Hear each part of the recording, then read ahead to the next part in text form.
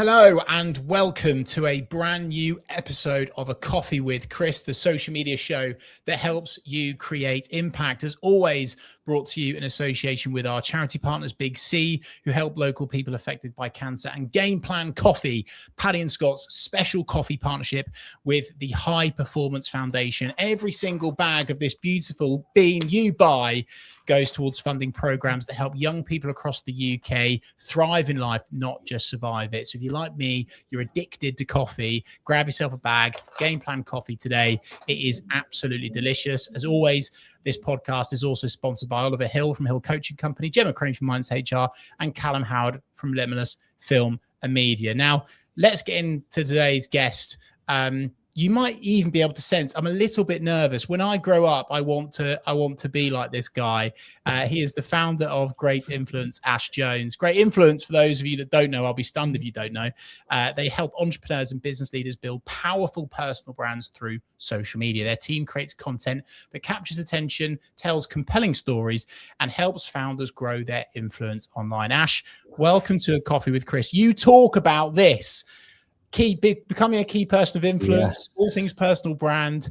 Why should founders care about being known rather than simply growing their business behind the scenes? I think it's now becoming part of the furniture of being a founder, especially in the past couple of years. But I first started to basically understand the concept when I started Great Influence. I had 4 or 5 years building Stephen Bartlett's personal brand, and that taught me a lot. But there was a book that I read called Agencynomics by a guy called 𝗖𝗵𝗁𝗲𝗲. And within that, it spoke about, it was for like, how do you build agencies? And one of the sections was on like the importance of fame as an agency.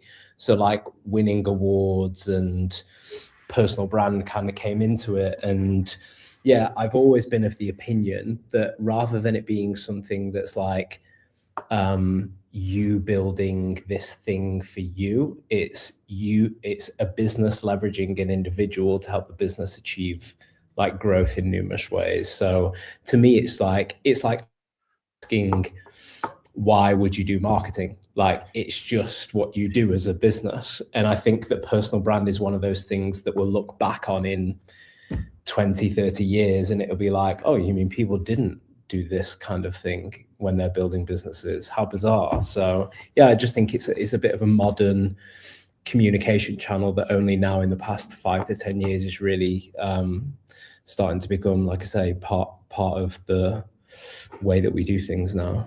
It is staggering, isn't it, Ash, just how many people still hide behind that corporate banner, if you like, and they don't want to put themselves front and center. They want to leave all of that latent potential on the table. And of course, you work with some huge headline celebrity names. Of course, you've built Bartlett. I'm sure you'll be okay with me saying that. And I know that you work with Gary Neville amongst loads of other celebrities. But I'd love, Ash, if you wouldn't mind really simplifying this and giving some quick. I'm not expecting the complete playbook here, but for someone that is still hiding behind that corporate banner and they haven't stepped outside of that and they want to start their personal brand, they want to become a key person of influence. Is it content pillars? Is it a specific strategy? Is it execution of perfection? What is it, Ash?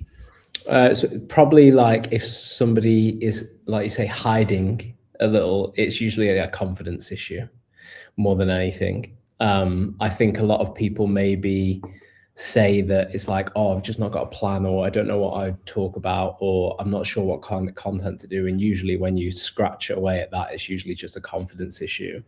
So yeah, I feel like it's getting the confidence to do that at first. And there's a couple of ways that I personally like to try to reframe it for someone, which is one, I think the fear of doing it comes from a few ways, which is like people thinking, who am I to speak about like personal branding? Who do I think I am, kind of thing? And then what if nobody cares about what I've got to say? And the way that I try to get around those is, one, to think of it, rather than think of it like you're trying to build a personal brand or become a creator or whatever it is, it's like you're just building a personal marketing channel. And if you approach it with the idea of it just being a channel that you're building, it's a very unemotional process. Like, we don't get emotional about the performance of a newsletter. We're logical about the performance of a newsletter. And it's the same kind of thing, but because it's you, of course, it's a lot more of an emotional thing. So trying to think of it as like just another channel that you're building for marketing purposes within a business. And then also that the feeling that exists that means that you're hiding is the exact same feeling that everyone else experiences. And the difference between the people who end up doing something and those who don't are the ones that feel that and go and do it regardless. So I've had the fortune of seeing like some people that have done incredible things, like you named two of them there with Steve and Gary, and I've literally seen them go through the like, I'm not comfortable in this setting for the first time, and then they've just done it anyway, and they've got through it, and they do it again and again and again and again.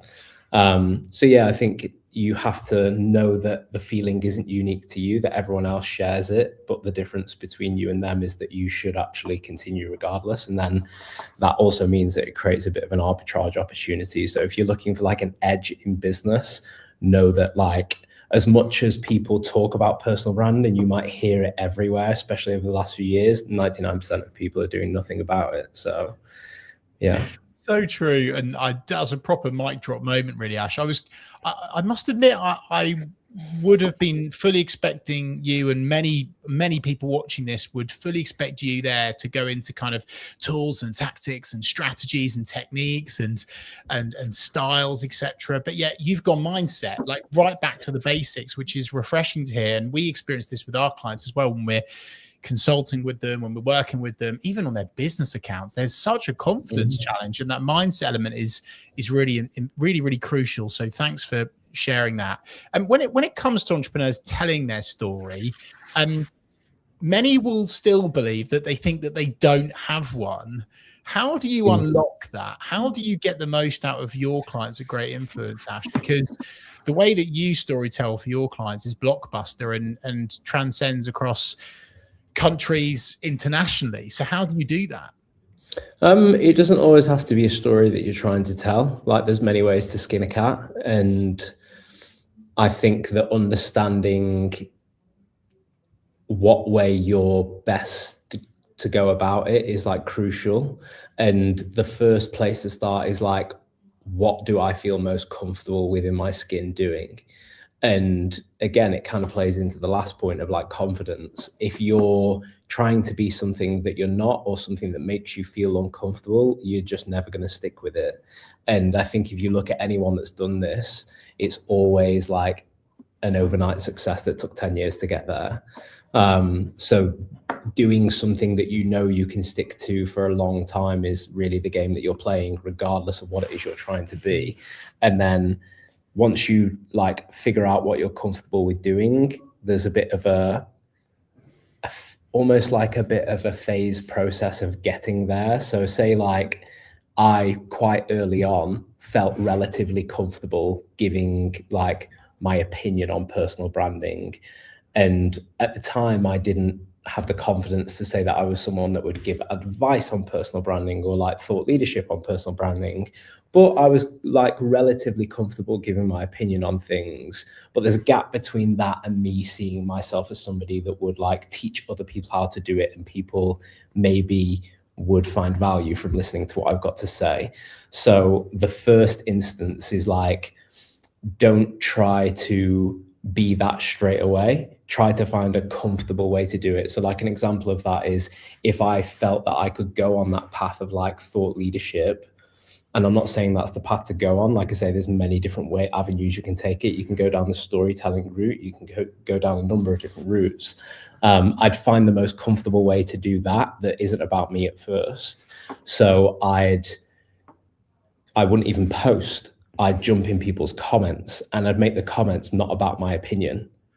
I'd make it about what they've said. So it's like a comfortable way to start going on that journey, because it can be quite, it's like quite daunting straight away to go like, oh, you need to tell your story and it needs to be a great story, or you need to become a thought leader and your ideas need to be like Rick Rubin's. Like, it's just not that straightforward. And there is like a process that people go through. And I've done it a lot with clients where it's like recognize really early where they're at in terms of their own confidence and ability and skill set, and give them the space to be comfortable at first and just sit there, and then just gently nudge them along the way. And there's one of the first clients I had a great influence was a guy called Chris Donnelly. And when I first met him, I met him in a Starbucks in London. Literally the first thing he said to me was like, just so you know, I'm never going to film a video and I'm never going to take a photo of myself. So I was like, okay, the walls are up. And now, like, fast forward 8 years and he's got like 2-3 million followers across platforms. He films videos all the time. Like, and the first year or two of working with him, I saw him do public speaking, and I'd always say to him afterwards, like, you're really good at public speaking. Like, you've got great presence. Like, how you speak is great. And I was like, it's just translating that online. But it's a very different, he'd been so used to doing the public speaking thing because he was running events for his agency. So it was second nature to him. And it was also, it had an immediate reward of like, I do the event, I get the lead. Whereas personal brand is a bit of a long tail thing. So it's like, I film the video, nothing happens. It's a lot more daunting, but he had that thing. So it was just a case of like, okay, he'll get there, and just make it comfortable at first for him to build a bit of a profile that's not about him, not putting himself out there.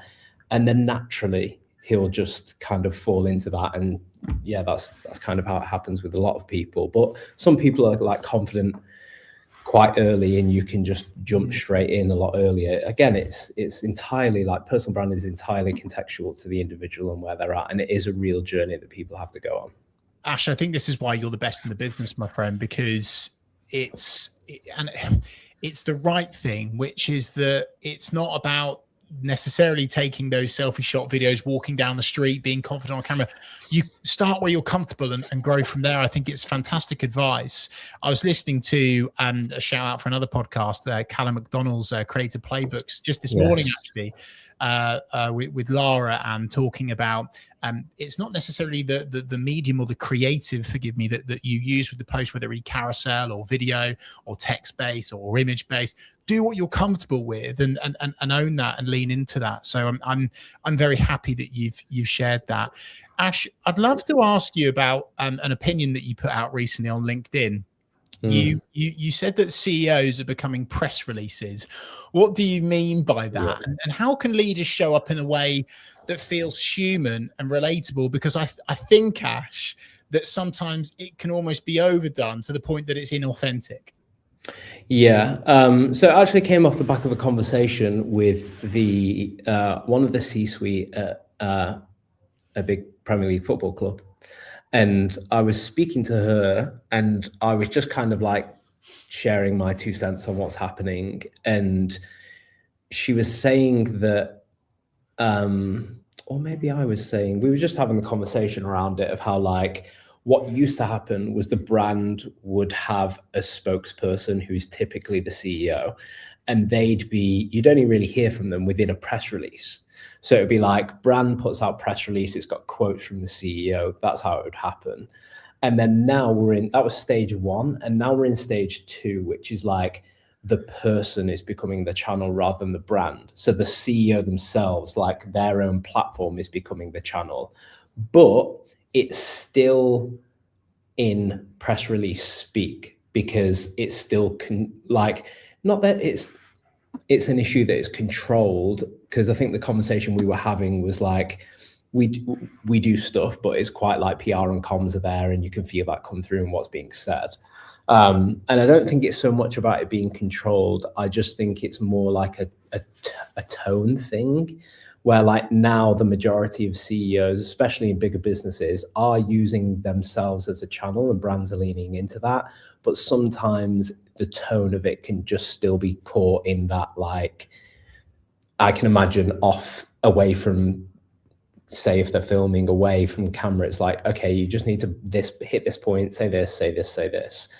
And I think the next phase, which is what a lot of brands will want to unlock, which is kind of the conversation I was having with this person, was like, how do we actually unlock the person that we all see away from everything?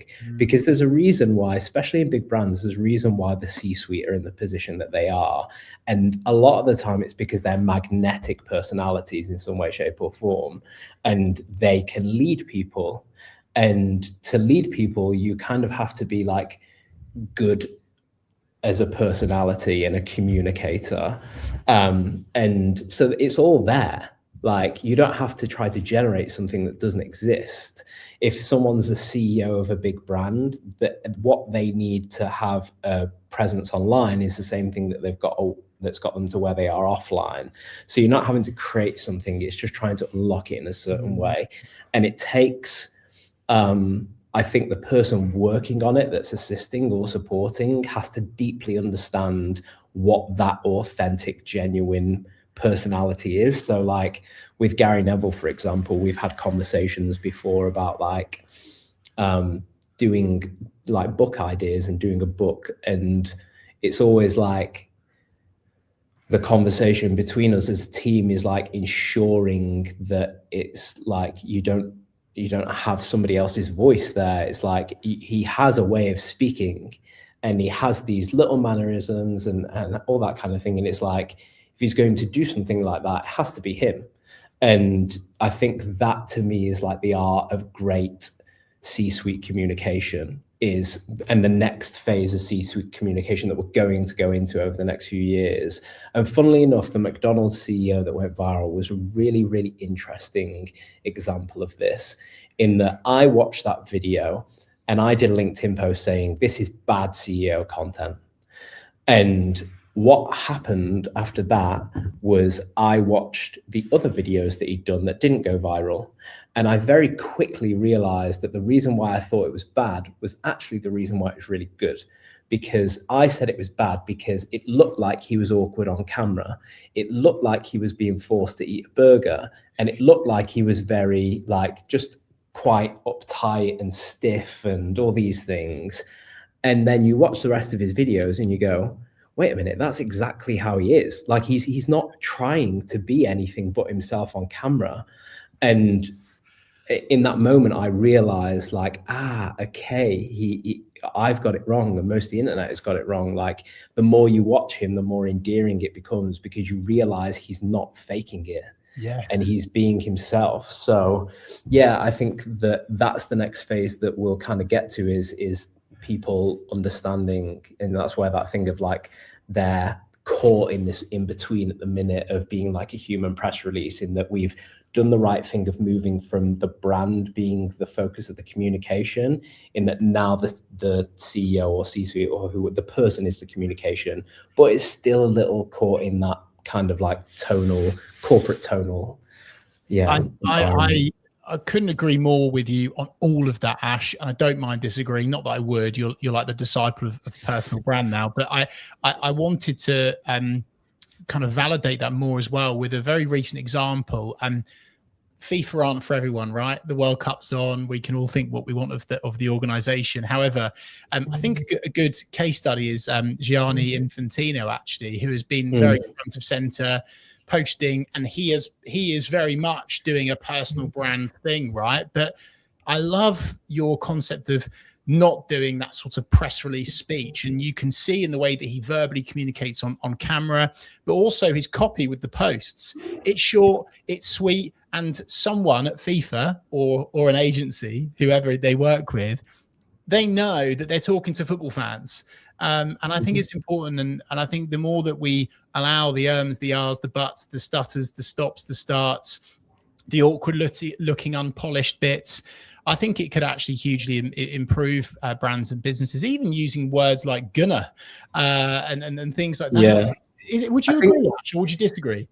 No, 100%. Like I've spoke to a number of people down the years who have been very hesitant to work with anyone on personal brand because they're like, a lot of the time they're doing stuff on LinkedIn and they'd say, I'd just end up rewriting the posts anyway.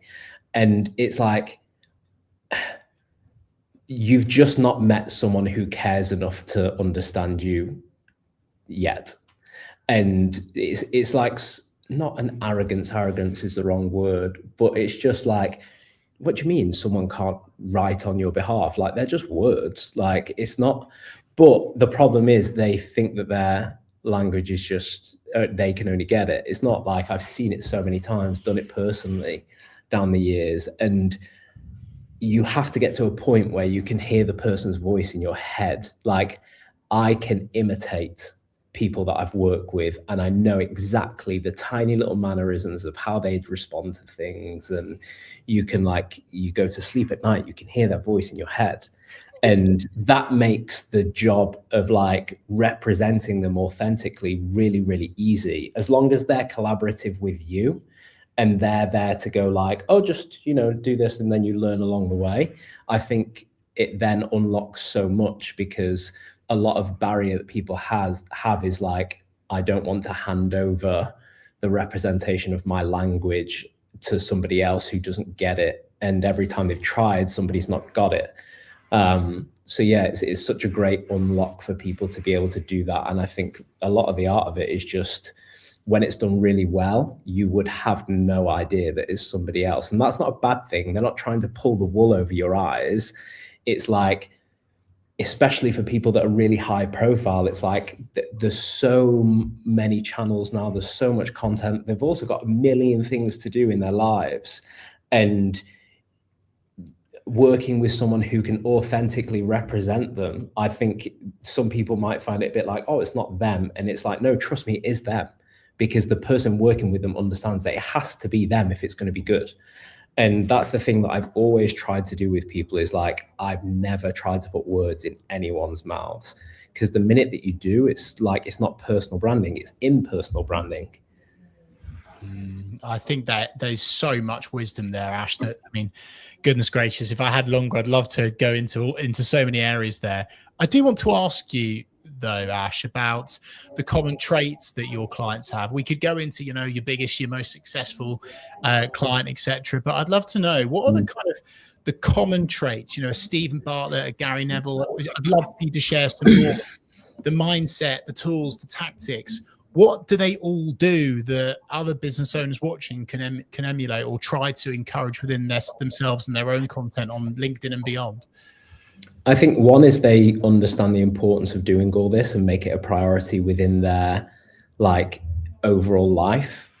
A lot of the time, unfortunately, for one reason or another, personal brand falls to the bottom of the priority list. So like, I saw this week somebody saying about Cannes, and how being in Cannes, they were like, I'm running a business, I'm doing this, I'm at Cannes, and I've got to make content. And it's like, that falls to the bottom of the ladder. Whereas the best people don't let it fall to the bottom of the ladder ever. It gets like an equal priority amongst things. And then the other thing is that they're really good at storytelling, which is a very vague and fluffy word, but more specifically, what they're really good at is having an experience and connecting it to some kind of idea, concept, insight, analysis, lesson, or takeaway. And especially if you're in the world like business and entrepreneurship, marketing, all that kind of thing, even if you're in other areas of like, I don't know, wellness and fitness and self-development and all these kind of things, having that as a skill is really, really key. And there was something like, Steve said something on personal brand the other day, and he described it as like, personal brand should be an output, not an input. So what he was saying was like, you build a personal brand by doing great things in the world. You don't build a personal brand by trying to build a personal brand. You build you do something great in the world, and your personal brand is a byproduct of you doing something great. And that one line of how he articulated was like, personal brand is an output, and people are confusing it as an input. I was like, that's the thing that I've seen that these great people have. They are able, and I know this just came from a conversation, because it was a conversation that me and him just had in his kitchen. So like, they're able to take these conversations, experiences, and things going on around them, and they're able to like package them up and distribute them in a way that really lands with people. And I think like Gary is the same in how he does it. And I think that'd be the thing that kind of sets really good people apart for me. Amazing, amazing, amazing. Ash, what are the red flags? What are the things that people should steer clear of, be aware of, not do? We've spoken about all of the sexy, wisdom, tools, tactics, strategies, etc. But what can people avoid like the plague in order to sustain and grow themselves as a key person of influence, build their personal brand in 2026 and beyond?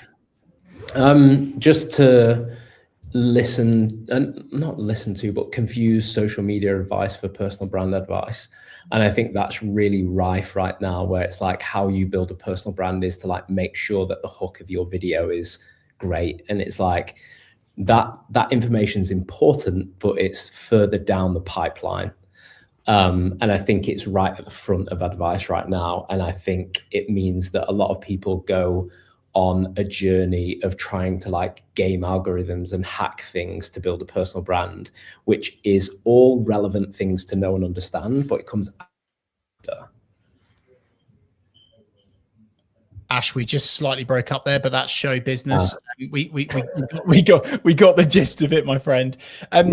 And I'd love to know as well, are there any examples of personal brands that have gone wrong recently, or maybe over the last few years, where you've gone, eesh, they really shouldn't have done that? Maybe not name names, especially in the field that you're in, but are there any examples where you go, they did that and they torpedoed? Is there something that you could maybe reference there, or not? Not so much like bad, negative, but I think maybe it ties into what I was just saying before. People have prioritized like gaming an algorithm and hacking the system, and they've experienced a lot of success in that. And I was speaking to a founder in February, and he was saying like, I've built up 500,000 followers across platforms, and it's kind of going like I'm not getting like the audiences, I'm losing the audience essentially.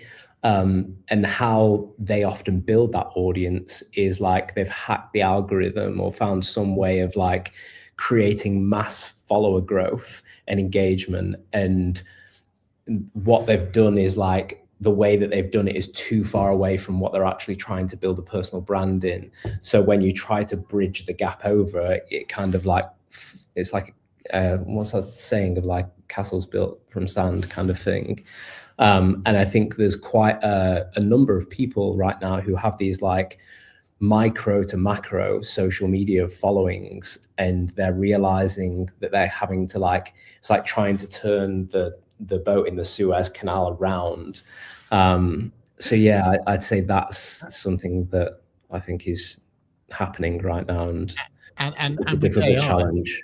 And with AI as well, Ash, people they're almost performative online with their personal brand. They're doing the algo hacks, etc. And then they meet them in person, and they're not that articulate, and it's almost like disingenuous, and it's almost a dangerous game to be playing. So I love that analogy of castles being built in sand. The problem is as well is that the AI thing is working for people right now.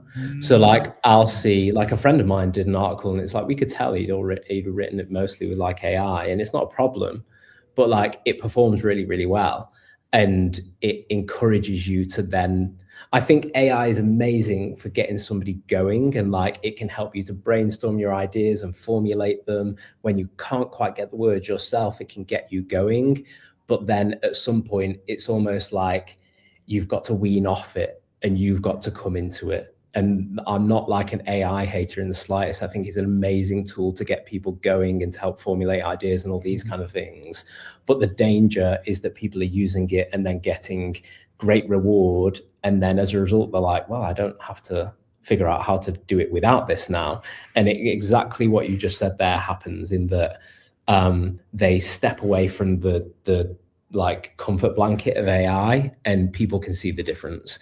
And the thing to remember is like the whole reason you're building a personal brand is to create a positive reputation of yourself. And the minute that you outsource your personal brand to something completely, and then an environment challenges you without it, your reputation is under threat. especially in the world of business. Like, people can really see through those things, and I think it actually ends up being something that they try to build a positive reputation, and it ends up maybe having the counter effects as a result. So yeah, there's a balance. Like I say, I'm not like, don't do this or do this. Even with the social media advice, I'm like, it's useful, but just in the right way, in the right order. And like, yeah. Ash, we could do an episode 2, 3, 4, 5, 6, a half day, a full day. I could talk to you forever, but I'm hyper aware and very sensitive of your time. It's been a pleasure and privilege for me to speak with you today. Thank you very much. Pleasure. Thank you. And thank you so much to everyone that's watching live, watching back, listening back. If you've enjoyed this conversation, a coffee with Chris, with the Ash Jones of Great Influence, can't believe I'm saying that, but I am, then please do leave a comment. Maybe ask some questions for Ash as well. He might eventually be able to get back to you. Oops, I've said it now, Ash. And yeah, look, follow this guy. I mean, it would be mad if anyone's not following Ash already. Thank you so much for tuning in, and I'll see you this time next week for another episode.